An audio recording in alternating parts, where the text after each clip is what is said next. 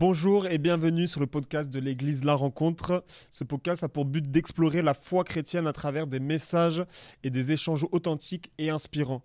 Notre objectif est de bâtir des ponts entre la parole de Dieu et la réalité de notre quotidien. On est très heureux de vous accueillir pour ce temps où nous abordons un sujet de foi, d'actualité, de vie chrétienne.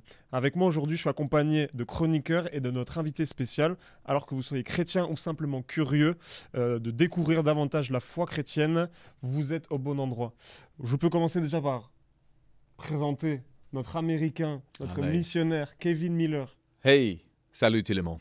Ça va? C'est un honneur. Ça va bien, très bien. Très bien. Très, très bien. Ouais, nous aussi, ça va. On est là. Dès que tu es là, tout va bien. Oh mec, ça c'est gentil. Ça c'est gentil. On a aussi Laura avec nous. Bonjour à tous. Maman, on fait plein de choses, gestionnaire d'entreprise, graphiste, spécialiste en réseaux sociaux. Comment tu vas, Laura? Ça va bien, et vous? Ça va? Très Tout le monde bien. va bien. Et nous accueillons aussi notre invité spécial, donc un pasteur et surtout une voix incontournable de la scène chrétienne francophone, Manu Bolomik.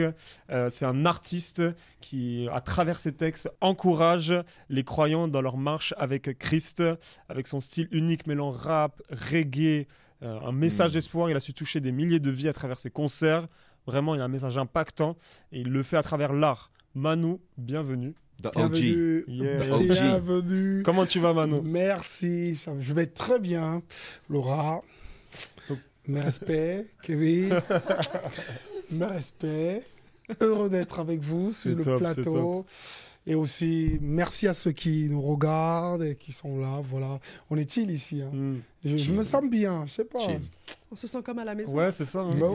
C'est reposant. Le canapé, je commence à petit à petit m'enfoncer un peu dedans là. Mais... C'est ça. Christmas tree. Ok. Et aujourd'hui, on va parler de ça, c'est cadeau. Est-ce que c'est réellement gratuit, le cadeau de Dieu? Manu, est-ce que tu peux nous en dire un peu plus? Moi, je pense que c'est gratuit. Et j'aimerais tout vous spécifier ce qu'est le cadeau de Dieu. Le cadeau de Dieu, c'est Jésus, c'est lui qui sauve. Le cadeau de Dieu, c'est Emmanuel. Emmanuel vient de deux mots, Emmanuel, et puis le L. Emmanuel, c'est avec nous. Et le L, c'est le L de El Shaddai, qui veut dire Dieu. Donc Dieu avec nous, pour moi, c'est le cadeau. C'est le cadeau, c'est aussi le salut que nous offre Jésus. Jésus ne vient pas les mains vides. Il vient sur la terre pour donner la vie à ceux qui sont près de... Le cadeau que Jésus nous offre, c'est 3 moments incroyables, extraordinaires, que toutes les personnes peuvent expérimenter. Les cadeaux, c'est en 3 temps: Noël, Pâques, Pentecôte. Donc du coup, pour moi, c'est les cadeaux en 3 temps. Et je crois vraiment que le cadeau, c'est gratuit. C'est gratuit. C'est là. Ça suffit, non? J'espère un peu. Non, c'est très bien. Mais est-ce que c'est possible de mériter un cadeau par nos efforts, ou est-ce que c'est vraiment gratuit? J'aimerais qu'on aille un peu plus en profondeur là-dessus. Est-ce que si on fait des efforts, si on travaille dur, on peut arriver à ce cadeau-là, ou c'est vraiment par grâce? Je sais pas. Qu'est-ce que vous en pensez? Moi, je pense que ce cadeau, on ne peut pas l'avoir par nos propres efforts, parce qu'il est vraiment big, le cadeau. Il est vraiment incroyable, quoi. Il y a des cadeaux que même si on te le donne au magasin, il te faut un semi-remorque pour porter. Mais ce que Dieu nous donne comme cadeau, c'est vraiment grand qu'on ne peut rien faire. Parce que, entre guillemets, on ne peut pas le mériter. Nos efforts ne peuvent pas le mériter, parce que nos efforts ne peuvent pas apaiser. Parce qu'il faut quand même dire que Dieu est en colère contre le péché de l'humanité. Il est en colère parce que autant Dieu est amour, autant Dieu est juste. Il est justice. Donc, dans son amour, il vient vers nous, mais il faut que sa justice soit quelque part validée, répandue. Donc, quand son amour est montré par Jésus, sa justice est montrée par Jésus sur la croix. C'est pour ça que j'ai dit que c'était en 3 temps: Noël, Pâques et Pentecôte. Donc Noël, c'est Dieu qui nous montre qu'il nous aime et il vit au milieu de nous, c'est Emmanuel. Pâques, ça montre qu'il faut que la justice de Dieu soit établie, et nous ne pouvons pas, parce qu'il faut qu'un sang pur qui respecte tous les critères pur, sans défaut. C'est un agneau sans défaut, sans péché, sans rien faire, venant du ciel, mourant sur la croix. Il a vécu sur terre sans faute et il respecte tous les critères de Dieu. Alors, en mourant sur la croix, là, il peut nous offrir ce cadeau. Donc, si tu veux mériter ce cadeau, comment tu peux faire? Et Dieu dit que c'est par la grâce que nous sommes sauvés, par le moyen de la foi. Il faut l'accepter. Cela ne vient pas de nous, c'est le don de Dieu. Ce n'est point par les œuvres, afin que personne ne se glorifie. C'est un don. Quand on te donne, c'est un cadeau, c'est gratuit, c'est un don. Et si nous les hommes, on sait, hein, parce que si on fait des efforts, on va dire « Ah, c'est moi, je mérite. Kevin, il ne mérite pas. » Laura commence à rigoler. Côté, ah non. Si Laura a la même chose que moi, alors que moi, j'ai gravi l'Himalaya, j'ai donné ceci, ah non. Tous nos efforts méritent un cadeau. Hein. Voilà. Et sauf que comme c'est gratuit, tous, on peut dire à l'autre là, parce qu'on lui a aussi donné gratuitement, comme à moi on m'a donné gratuitement, comme on a donné à Laura gratuitement, c'est ça. J'imagine que c'est compliqué, le pense comme ça, parce qu'on a l'habitude pour les transactions. Oui. Tout est en transaction à notre monde maintenant. Tu fais ça, tu reçois ça, oui. Mais c'est vraiment une transformation avec Dieu. Cet cadeau, ça c'est un cadeau qui vraiment transforme nous, notre vie, toutes les choses. Oui. Et est-ce qu'il y a des conditions préalables pour recevoir ce cadeau, cette gratuité? Est-ce qu'il y a des conditions pour ça? Moi, je pense qu'il n'y a aucune condition. C'est un cadeau par amour et sans condition. C'est par amour et sans condition. Il n'y a pas de condition pour recevoir. C'est pour cela que c'est gratuit et sans condition. Parfois, dans le mot gratuité, c'est sûr, souvent quand quelque chose est gratuit, on te donne quelques conditions. Si vous devez l'avoir, remplissez le formulaire, envoyez un SMS à un tel, à un autre, dites à un autre de pouvoir faire cela. Là, non, c'est gratuit. C'est gratuit et sans condition préalable. La Bible dit « car Dieu a tant aimé le monde » qu'il a donné son Fils unique, afin que quiconque, c'est là où il n'y a pas de condition, quiconque, tout le monde, voisin, le cousin, croit en lui, quiconque croit en lui ne périsse point, mais qu'il ait la vie éternelle. Qu'est-ce que vous pensez? Laura, qu'est-ce que tu en penses? Non, mais je pense, enfin, je trouve ça, oui, c'est vrai, et c'est beau parce que c'est d'abord l'amour. Il montre son amour en faisant ça, parce que quel homme ici sur terre donnerait son fils pour mourir sur la croix? Donc, bon, déjà, ça dépasse toute l'intelligence. Donc, je me dis, waouh, c'est grand, c'est beau, et il le fait par amour. Et c'est sans condition. Il n'y a pas de condition. Il le fait, voilà, parce qu'il nous aime en fait. Ok. Moi, j'ai envie d'aborder un point, c'est que pour moi, ce cadeau, il a l'air tellement extraordinaire que de toute façon, on n'aurait jamais pu avoir je n'aurais jamais pu payer le prix de ce cadeau-là. Qu'est-ce que tu en penses, Manu? Qu'est-ce que vous en pensez? C'est que oui, il est gratuit, et heureusement qu'il est gratuit d'ailleurs. Heureusement qu'il est gratuit, parce que sinon je ne pouvais pas payer. Personne n'est gratuit. Déjà, même quand tu es en France et que tu regardes, moi, en étant étudiant, si la Sécu n'avait pas été gratuite, certains se moquent de la France, je n'aurais toutes pu payer. Toutes les fois que je suis allé à l'hôpital, les hospitalisations qu'on a eues. Franchement, à une époque, si on m'avait demandé de payer, je remercie le gouvernement de l'avoir fait pour moi. Mais pareil, si maintenant il y a des choses que je dois payer, je n'aurais pas pu. Et le salut en fait partie d'une des choses que je ne pouvais pas payer. La Bible dit, vous avez été rachetés non pas des choses périssables, même pas par l'argent et de l'or. Vous avez été rachetés par le sang précieux de Jésus. Comment j'aurais fait pour aller donner un sang qui soit capable de satisfaire Dieu afin qu'il me pardonne? Wow, j'aurais pas pu. C'est fou parce que sans cette gratuité, je pense que l'humanité était finie. C'est pour ça que même quand on parle des efforts qu'on ne peut pas faire, dans l'Ancien Testament, les hommes ont fait des efforts. Parce que dans le temps ancien, Dieu est venu par la loi. Il a dit aux hommes, OK, on va essayer de faire, vous suivez une loi et vous êtes sauvés. Mentez pas, volez pas, aimez Dieu de tout votre cœur, respectez-le vous du Seigneur. Allez, convoite pas la femme de ton voisin, ni les animaux de ton voisin. Mais qu'est-ce qui s'est passé? Chaque fois, l'homme a échoué, échoué, échoué. La loi était comme un pédagogue. Mais l'homme, par ses efforts, il a échoué, échoué, échoué. C'est pour ça que Jésus est venu. Il a gagné une fois. Et alors, heureusement qu'il nous donne gratuitement. Sinon, qu'est-ce qu'on fait? On continuera à échouer par nous-mêmes. C'est pour ça que c'est gratuit. Mais si nous, on peut pas, sinon on ne peut pas payer. Est-ce qu'une religion peut payer ce cadeau? Est-ce qu'une religion peut payer le prix? La religion a quelque chose de particulier parce que la religion nous demande de faire des efforts, d'essayer nous-mêmes de nous approcher de Dieu. Alors que la vie en Jésus, c'est Dieu qui vient vers nous. C'est ça qui est incroyable. Parce que Dieu, lui, il se déplace vers nous. La Bible dit que nous l'aimons parce qu'il nous a aimés le premier.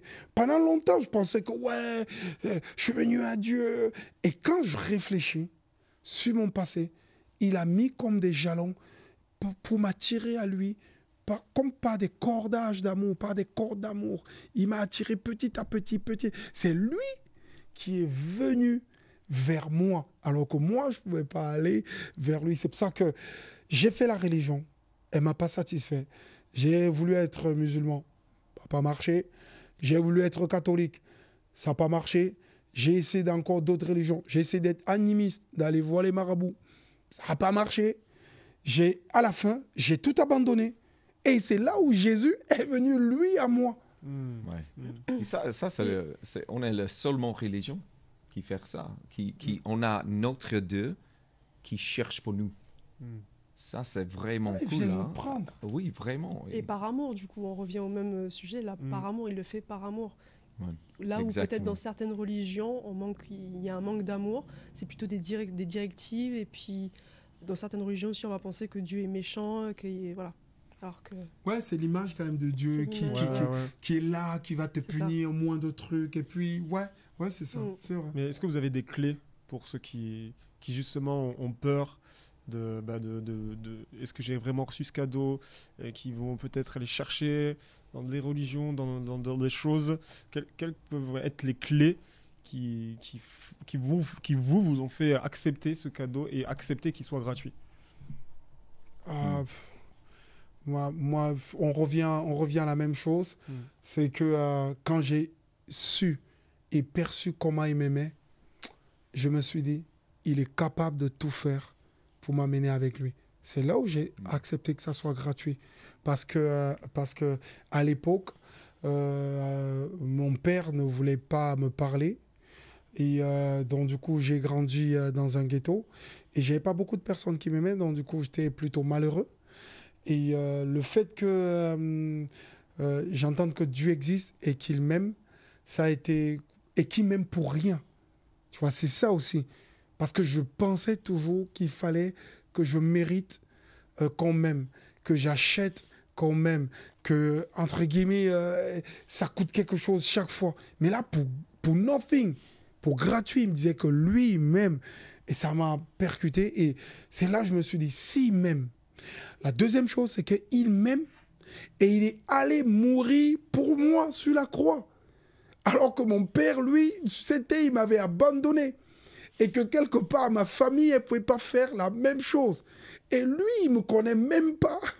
Et il meurt pour moi sur la croix en pensant à moi. C'est ce message qui m'a percuté. Le fait qu'il m'aime, il m'accepte et qu'il part mourir pour moi. Et là, je me suis dit, si c'est gratuit, je sais que ça va être gratuit.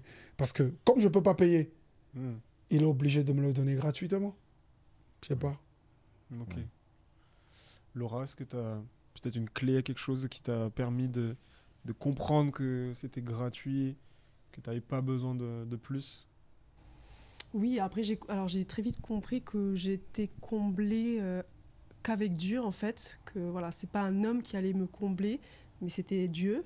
Ça, je l'ai compris après coup, et c'est vraiment avec mon cœur, enfin ma sincérité de cœur, mon cœur ouvert, et pas ce cœur de pierre, mais plutôt un cœur de chair, et vraiment se laisser aller, ouvrir son cœur, et c'est là où j'ai reçu, où j'ai compris le cadeau de Dieu, en fait, ce cadeau gratuit et sans condition, avec de l'amour, et c'est là, c'est vraiment sincérité de cœur, voilà. Ok. Oui, c'est excellent ça. Oui, je pense à l'amour. C'est vraiment pas la mort. L'amour. L'amour. Waouh, grande différence. Grande différence. Mais je pense qu'il a un amour parfait. Et quand on reste avec cet amour, ça change toutes les choses. Je pense que ça, c'est la clé. Et spécialement pour les gens qui ne connaissent pas Dieu. Je pense donnons chance avec Dieu. Prendre le temps et vraiment poser les questions parce que notre Dieu, il est expérientiel. Ça, c'est un mot en français? Expérimental, ouais. Expérimental. C'est possible à une expérience avec Dieu qui change toutes les choses. Et je pense que ça c'est une clé. Prendre le temps avec Dieu. Je connais beaucoup des histoires de gens qui disent « Dieu, si tu es vrai, j'attends pour toi. J'attends pour vous. C'est vous avant, oui. » Et beaucoup de choses, après, c'est Dieu qui arrive. Yes, non, mais je voulais juste reprendre un petit point que je trouve vraiment hyper essentiel pour moi. C'est que, oui, la religion fait des efforts, mais la religion ne peut pas l'acheter parce que la Bible nous dit qu'il nous a sauvés non à cause des œuvres de justice que nous aurions faites, mais selon sa miséricorde. Sa miséricorde. Le mot miséricorde, mercy. Mercy. Mercy.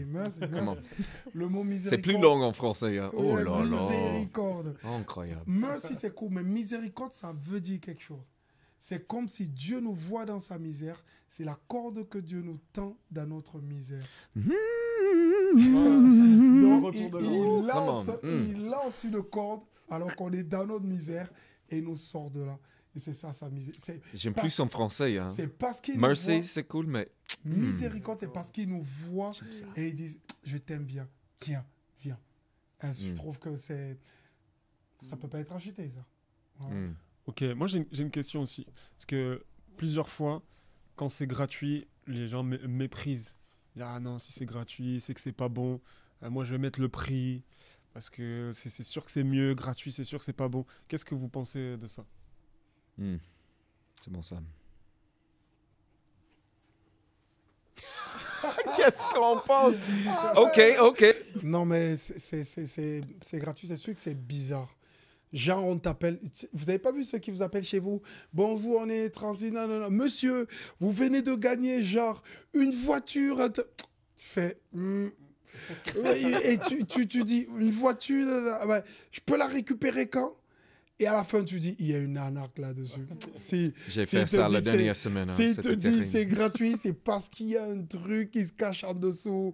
Il va t'avoir quelque part. Il y a comme une méfiance. Il y a comme, dès que c'est gratuit, il y a premièrement la méfiance en disant, si c'est gratuit, moi, je n'ai pas envie de dire. Et parfois même, on dévalorise. C'est pas ce qui est gratuit. Et aussi le gratuit, ça a quelque chose de bizarre parce que quand c'est gratuit, parfois, on méprise ce qui est gratuit. Si on t'appelle, on te dit, il y a tel match de football, va le voir, tu dis, j'ai pas envie, on me l'a donné. S'il y a un spectacle organisé, si on te dit c'est 100 €, tu vas dire, ouais. Et tout est valorisant en fonction du prix qui a été payé. Tout est valorisant en fonction de ce qu'il y a. Et du coup, dès qu'on ne peut pas valoriser quelque chose, si c'est gratuit, on le méprise. Voilà. Moi, j'ai vu que rien qu'en France, dès qu'une prestation qu'on mettait était gratuite, on la passe payante, immédiatement, les gens ne gaspillent plus. Parce que ce n'est pas gratuit. Mais j'ai juste envie de dire que le salut est gratuit parce que quelqu'un a payé. Le salut est gratuit parce que quelqu'un a payé. C'est gratuit pour nous, mais ce n'est pas gratuit pour celui qui a payé. Celui qui a payé de sa vie, a quitté ses fonctions de fils de Dieu dans le ciel. Il est venu sur la terre, il a pris une forme humaine, il a habité ici, c'était compliqué, et il a payé le prix. Alors c'est gratuit pour nous. Donc sinon, on allait payer. C'est fort ce que tu dis parce que, tu vois, c'est par exemple, si on prend un match de foot, si un inconnu vient m'offrir une place gratuite, je dis non, pourquoi il veut m'offrir cette place? Par contre, si je connais personnellement un joueur et que ce joueur me dit je t'invite, c'est gratuit, viens avec moi, là je vais être en confiance et là je dis oui, je viens. Et puis cette gratuité va prendre de la valeur parce qu'il y a cette notion de confiance, de connaissance. Quand tu dis que vraiment on connaît, c'est Jésus qui nous a offert ce cadeau, on voit vraiment qu'il y a ce climat de confiance aussi qui arrive. Ouais. Qu'est-ce que vous en pensez aussi de ça? De lui dire que vu que c'est Jésus, qu'on a une vraie relation personnelle avec lui, c'est aussi ça qui peut nous faire... Oui, mais parce que certains ne connaissent pas Jésus. Donc quand tu ne connais pas Jésus, donc du coup tu n'as pas du coup tu n'as pas t'as pas confiance. Tu dis, moi au début, mais franchement, je dis la vérité, hein, quand un chrétien venait me voir, il me dit, donne ta vie à Jésus, j'étais au lycée, je me moquais de lui. Je disais, mais il a un problème dans sa tête, il a un souci. En plus, il me disait, viens juste ton prix, et Jésus vient dans ta vie. Je rigolais. Mais je n'avais pas compris que ce qu'on m'offrait, quelqu'un l'avait payé. Mais c'est, par exemple, tu vas dans un resto, et non, tu prends une belle carte, tu es sûr que tu as ta carte bancaire dans la poche et qu'il y a des sous en banque. Tu prends bien, tu commandes et tout. Tu prends même l'apéro ce jour-là, tu rajoutes et tout. Tu finis, vous faites ça. Tu finis et puis... Et à la fin du resto, on te demande d'aller payer. Tu te lèves pour aller payer et tu mets ta carte, passe pas. Sans contact, passe pas. Sans contact, passe pas. Et là, la verveuse, elle te dit, insérez la carte. Tu insères la carte. Tu tapes le code. Ah, tu as de l'expérience. Tu tapes le code. La carte, elle ne passe pas. Et là, tu commences à... Et, voilà. Et quelqu'un passe. Et il te dit, écoute, non, t'inquiète pas. Je prends en charge ton repas. Tu peux partir. Et il met sa carte. Tac. Ça, c'est gratuit. Mais souvent, quand ça nous arrive de ce sens, immédiatement, la gratuité n'est pas méprisée. On est même content. On dit, heureusement qu'il était là. Il a payé pour moi. Quand on sait que la gratuité a coûté quelque chose à quelqu'un, si quelqu'un nous regarde ici, tout ce qui est dans la foi chrétienne, rien n'est gratuit. C'est gratuit parce que nous, on ne peut pas le payer. Jésus a payé pour nous. C'est gratuit de notre côté, mais ce n'est pas gratuit de son côté. Il a dû payer. Bah ouais. Est-ce que vous avez un témoignage d'un moment de votre vie où vous avez vraiment vu la grâce de Dieu et pris conscience de la gratuité du cadeau pour quelconque moyen? Moi, j'en ai une, ça rejoint un peu celle de Manu, pareil. Plus d'argent. Et je crois que tu sais même pas, hein, c'est toi. C'est moi. C'est toi dans l'anecdote.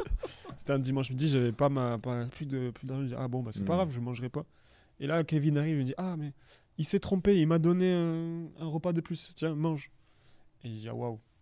Le cadeau de Dieu, quand on est dans le besoin, c'est gratuit. La grâce, elle est gratuite. Et je pense qu'on veut ça dans les autres. Et ça, c'est très important. On veut la grâce de Dieu, la générosité de Dieu dans les autres. Parce que quand tu donnes ta vie à Jésus, tu vraiment restes généreux comme Dieu. Et quand tu restes généreux, on voit la grâce de Dieu dans les autres qui est généreux. Ouais. Laura, qu'est-ce que tu en penses? Mais pareil, dans ce sens-là, petit témoignage, par exemple, par rapport à mon travail, là, au moment où ça allait mal pour moi, où j'étais à la limite du burn-out, j'avais pas de solution, je savais pas quoi faire, je voulais partir, mais en même temps partir pour aller dans quel autre travail. Et c'est là où Dieu, en fait, c'est comme un cadeau, en fait, gratuit. Il y a un manager qui m'a contacté en me disant... Écoute Laura, est-ce que tu voudrais travailler pour moi? Mais vraiment pile au moment où j'étais au plus bas, quoi. Et je savais que c'était Dieu. Je savais que c'était Dieu, que c'était un cadeau de Dieu. Et c'était gratuit pour lui, mais pour moi, ça changeait tout, en fait. Est-ce qu'on peut avoir un peu d'orgue? C'est bien. Un peu d'orgue? Je ne sais pas cette mot.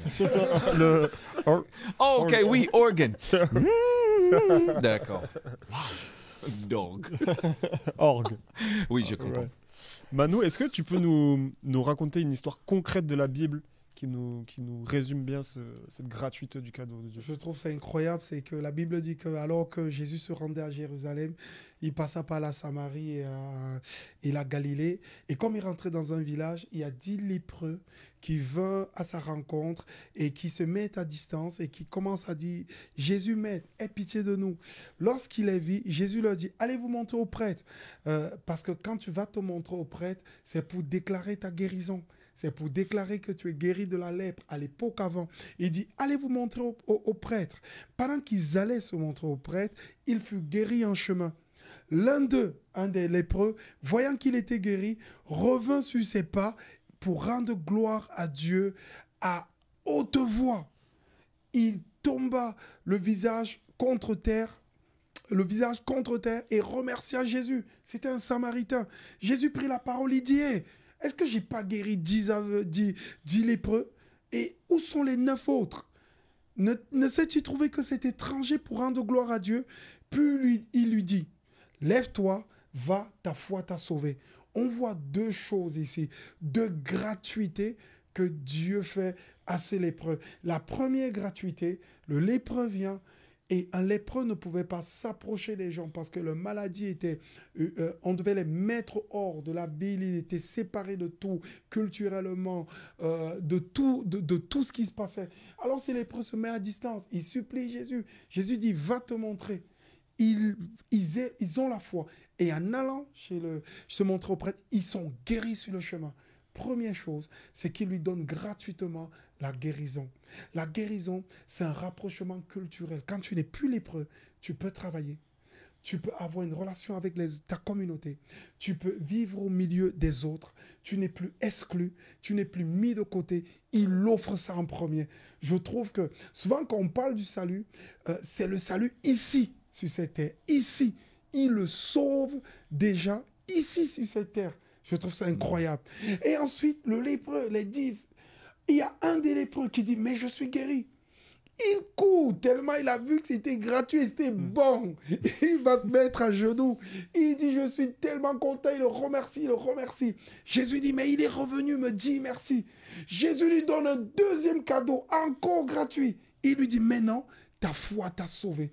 Tu n'auras plus simplement le salut sur cette terre, de retrouver la vie culturelle, l'échange avec tout le monde, mais tu seras sauvé aussi pour l'éternité parce que tu es revenu et tu as soumis. Parce que quand on se met à genoux devant quelqu'un, on le reconnaît comme Dieu. Et il se soumet, il rend gloire à Dieu, il demande Jésus et il est sauvé pour l'éternité. En même temps, 2 cadeaux complètement gratuits. Cette histoire m'a plu parce que j'aime quand Jésus concrètement montre cela. Et je pense que c'est relatif aussi à ma propre vie. Parce que Jésus, il m'a sauvé pour l'éternité, mais il m'a sauvé sur cette terre. Sur cette terre parce qu'il m'a donné un grand rêve. Il m'a dit un jour, je t'amènerai, parler de moi, tu verras plein de gens dans plein de pays. Il m'a donné un rêve. Et c'était un rêve, mais éveillé. Et les années sont passées et ça a été concrétisé. Je me suis retrouvé dans plein d'endroits au Canada, aux États-Unis, dans d'autres pays d'Afrique, alors que j'habitais un ghetto. Et donc, du coup, maintenant, il me donne de faire du bien aux gens. Il m'a même donné d'aller avec Kevin, donner à manger aux migrants. À Calais, on était dans la jungle avec les migrants et on leur donnait à manger. Moi qui étais égoïste et méchant, je me retrouve entré. Il m'a sauvé et il m'a donné comme ce grand rêve gratuitement. Et ce rêve, il a mis en place. C'est ça, je trouve que c'est fun, quoi. Ouais. C'est fort. Non, c'est fort. Pour finir, est-ce que vous avez un mot pour conclure? Pour vous, c'est quoi le plus important de comprendre la gratuité du cadeau de Dieu? Est-ce qu'il y a un mot pour résumer ça ou une phrase, hein, comme vous le sentez. Ouais. Un mot ou une phrase. En fait, j'ai écrit en poésie pour ce moment. Non, je pense je reste ouvert avec la grâce de Dieu parce que normalement, les choses ici, la manière du monde, c'est différent de la manière du royaume. Oui, Jésus arrive comme un bébé, mais il cherche pour un roi. mais il était né dans la petite... Étable et tout. Merci. Ouais, mais vraiment, tout était différent de Jésus. Mais je pense, reste ouvert pour Jésus, pour arriver à ton vie un peu différent. Ouais, et reste ouvert pour les choses du royaume, pour être différent de les choses du monde. Parce que vraiment, il arrive différent. Le cadeau arrivait différent. Il est né dans une étape, dans une famille pauvre. Exactement. Il fait des grandes choses. Exactement. Il donne à manger à 5000 personnes, alors que là, à l'époque, il ne pouvait pas nourrir des gens comme ça, mais il ne multiplie pas des miracles. C'est vrai, c'est bizarre. Il arrivait différent et il continue, mais c'est une belle manière. Tous les temps, c'est Jésus qui arrive avec notre vie. Pour une belle manière. Il faut juste rester ouvert. Reste ouvert pour Jésus pour arriver. Ouais. C'est beau. Laura. Oui, alors ce que je pourrais rajouter, c'est que c'est vrai que c'est un cadeau gratuit, mais c'est pas qu'un seul cadeau. Et le passage que Manu nous a dit tout à l'heure, ça nous le montre. C'est plusieurs cadeaux. Il ne s'arrête pas à un cadeau et puis c'est fait. Plusieurs cadeaux. Il va te donner au cours de ta vie la paix. Il va te redonner la paix si tu lui demandes, l'amour. La sagesse, voilà, tout ce que tu lui demandes, il te donne. Il revient plusieurs fois avec des cadeaux de dimensions différentes. Oui, vraiment. Elle aime les cadeaux. C'est ça. Donc voilà, c'est ça, de retenir ça aussi, c'est que c'est plusieurs cadeaux et qu'il est toujours là pour voilà, demander, vous recevrez. Okay. C'est bien ça. Moi, avant qu'on finalise, qu'on prie pour les personnes sur ce sujet, j'aimerais partir sur un sujet un peu plus léger, mais j'aimerais que vous donniez votre pire et votre meilleur cadeau que vous avez reçu dans votre vie. Wow. Ouais. Ok. Moi, je vous donne un exemple déjà. Moi, le pire, c'est pas moi qui l'ai reçu, c'est moi qui l'ai donné. C'est encore pire. Ok. Voilà, vous voyez sur Instagram les gros oursons en peluche là, bien gros et tout. Je pensais que c'était une bonne idée de cadeau, donc à ma femme et tout, je vais lui offrir ça. J'ai vu son visage. J'ai compris que c'était pas un bon cadeau. Voilà. J'ai compris que c'était pas du tout un bon cadeau. Il prenait la moitié de la chambre. Non, on l'a vite jeté. Mais est-ce que vous avez des exemples de le plus beau cadeau que vous ayez reçu? Wow. Oui, pour moi, en Noël, j'étais 9-10 ans. J'ai reçu un vélo Harley Davidson. Oh. C'était fou, hein? Vraiment, je lève à peut-être 4 heures le matin, imaginez. Hein? Mes parents, mon papa, Kevin, pas encore. Mais j'ai vu la Harley Davidson vélo. C'était excellent, extraordinaire. Ouais. Top. Je réfléchis toujours. Le plus beau cadeau que j'ai reçu, c'est ça? Ouais. Attends, je ne comprends pas. Non. Question quand même assez difficile, hein, je dirais. Ça peut être ma femme, un cadeau de Dieu, le salut. J'ai dit un vélo, mais vraiment, il y a beaucoup. Mais du garçon, mais waouh, maintenant, ok, un vélo, vraiment. On va retenir que le vélo. Hein, là, maintenant, Laura, elle va dire, ouf, si mon mari voit l'émission, il va dire, tu n'auras pas pu dire que c'est moi le cadeau. Non, ouais, pour pas rester peut-être sur quelque chose de tangible, je parlerai de mon fils, oui, d'être maman. T'as vu. Voilà. T'as vu, t'es mal un barré. Vélo. T'as commencé le premier et tout, t'as su. Que du coup, j'ai pas reçu en décembre, mais que j'ai reçu en septembre. Elle a des cadeaux en septembre, en décembre. Mais c'est pour ça, avec Dieu, c'est tout le temps en fait. On a des cadeaux tout le temps, on continue. Donc ouais, je dirais mon fils. Excellent ça. Maintenant j'ai la pression. Je sais pas si je dois faire. Je dois dire un cadeau à la Laura ou un cadeau à la vélo. Wow. Je pense que c'était pas léger. Je commençais pas. Non, mais le pire cadeau que j'ai offert à quelqu'un, c'est à ma femme. Elle avait son anniversaire. Qu'est-ce que j'ai fait? Je lui ai dit, je vais cuisiner, je vais prendre un repas. Elle va sûrement l'aimer. Je lui ai préparé du cassoulet. Elle n'aime pas ça. Elle n'aime pas ça. Parce que paraît-il que le cassoulet, après, l'estomac, c'est difficile. Et donc, du coup, je pensais que j'avais cartonné. Mais c'était une horreur. Bon, bref, passons. Mais le meilleur cadeau que j'ai reçu, parce que tu disais offert et reçu, c'était quoi le meilleur cadeau que j'ai reçu? Matériel, immatériel. C'est difficile de trouver un meilleur. Hein. Mais c'est compliqué.